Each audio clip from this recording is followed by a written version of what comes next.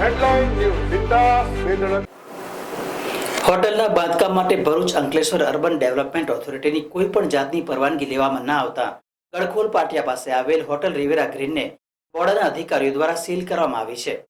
Bharuch Ankleshwar urban development authority બોર્ડા દ્વારા ગેરકાયદેસર બાંધકામો પર તવાઈ બોલાવવામાં આવે છે, જેના ભાગરૂપે અંકલેશ્વરથી ભરૂચને જોડતા જૂના નેશનલ હાઈવે નંબર 8 પર ગડખોલ પાટિયા પાસે આવેલ હોટલ રિવેરા ગ્રીનને બોર્ડના અધિકારીઓ દ્વારા સીલ કરવામાં આવી છે. હોટલના બાંધકામ માટે ભરૂચ અંકલેશ્વર અર્બન ડેવલપમેન્ટ ઓથોરિટીની કોઈ પણ જાતની પરવાનગી લેવામાં આવી ન હોવાનું ધ્યાન પર આવ્યું હતું, જેના પગલે આ કાર્યવાહી કરવામાં આવી છે. સાથે જ હોટલ માલિકોને નોટિસ પણ પાઠવવામાં આવી છે અને ખુલાસા રજૂ કરવા જણાવવામાં આવ્યું છે.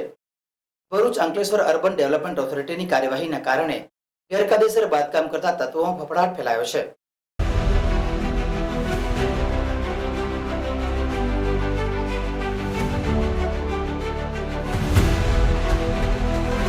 हर समस्या की हेडलाइन न्यूज विकास वेदना